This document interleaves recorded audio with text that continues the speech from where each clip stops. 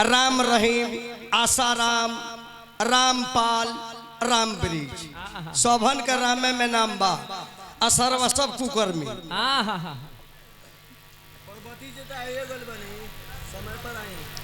पार्वती जी के इनकरा नाम से तारा नाम से नाम धैले तो तू ले लो।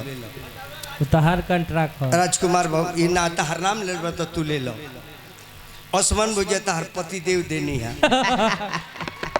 वाह तू राजकुमारी हो, राजकुमार हो गए। भगवान तालो के जोड़ी लगाओ। कोई भटकला के काम नहीं है। हमरा से फोन से कहिए अशोक भाई से हम फोन करे भेंट हो जाई राजकुमार से।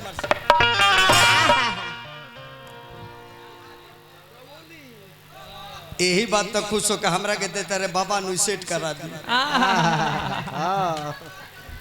हाथ धला तनी, हाथ धला, हाथ धला धारा। ओम इच्छाए प्रति हो, इच्छाए प्रति हो, सदा सुहागन बन रहे। तारा देह से अगला साल बेटा हो को, तारा देह से अगला साल बेटा हो को। अशोक भाई के चेला बड़ी अलबेला बड़े जी। बाबू के ऐसा ही चेला रखे के भी है।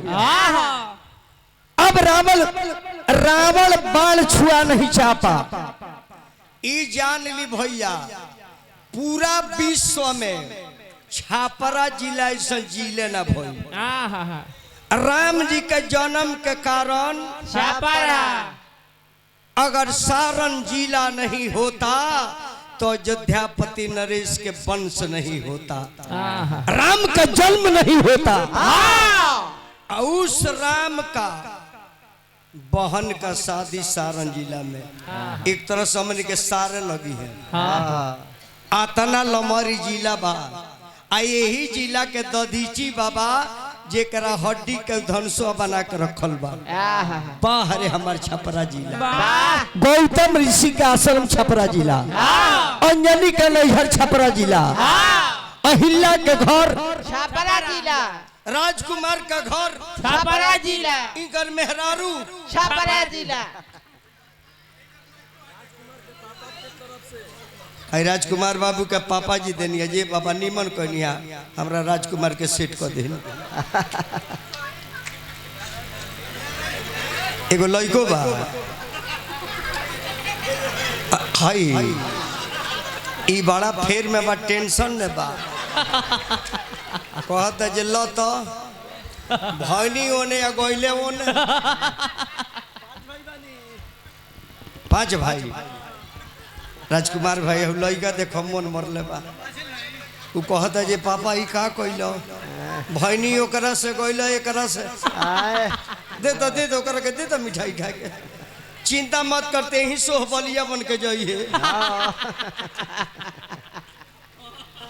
रावण बाण छुआ नहीं छापा। जब रावण चल गई तब राजा लोग का नंबर आवता। मेरा नंबर है, मेरा नंबर है, मेरा नंबर है, मेरा नंबर है। चाप चिरकुट पहला मेरा नंबर है। सब चुप रहा। सब पहले हमार नंबर बा। अपनो रजे बनी का राजा नहीं रजाओ, एक कुल रजवन के बाप। आई हो। इनकर फोटो ले ली बाबू। बहुत खानदानी राजा ही होंगे। इनकर मेहरारू अंग्रेज के लौड़ी रहली। रवा कैसे जाना तानी?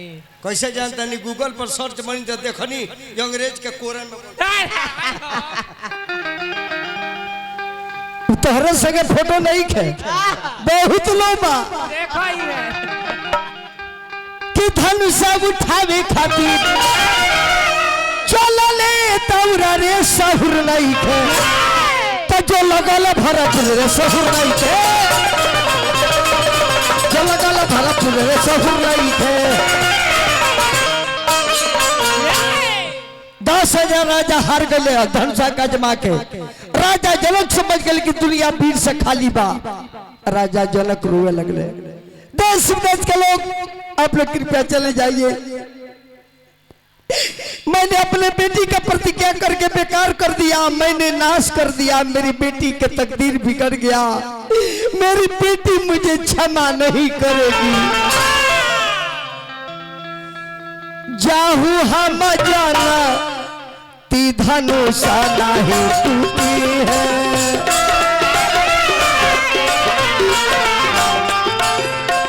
नहीं करती ऐसा न परार है।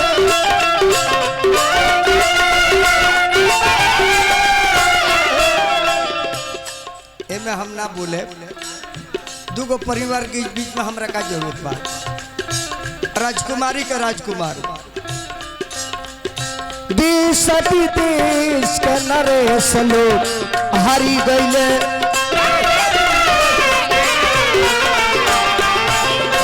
सब लोग बैठल मारी मान है।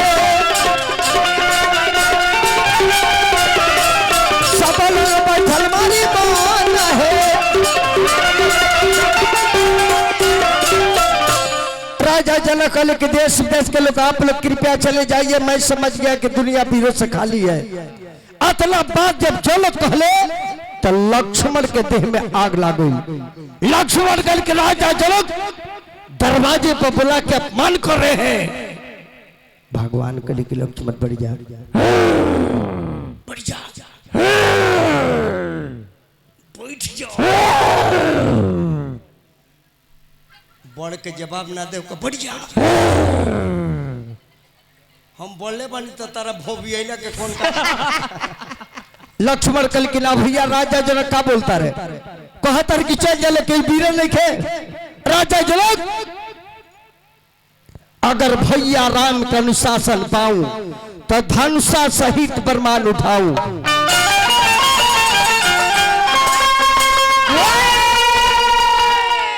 सुनीता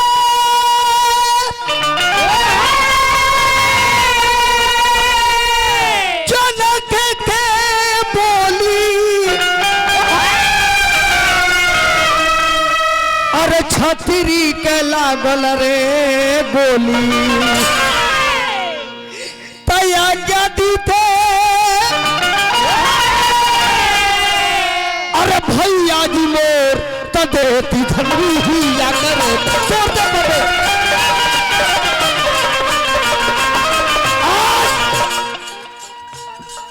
राजा जनक सही जोजन लेकर दौड़ जाए।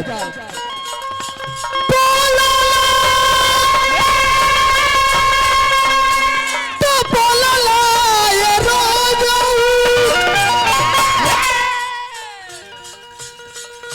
बोला से बोला राजा फिर नहीं बोली हा इका कहला राजा।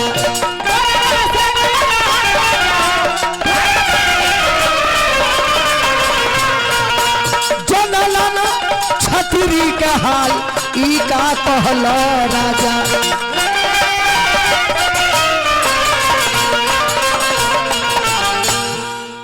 लक्ष्मण के बात सुन के विश्वामित्र जी टेंशन में आ गए। विश्वामित्र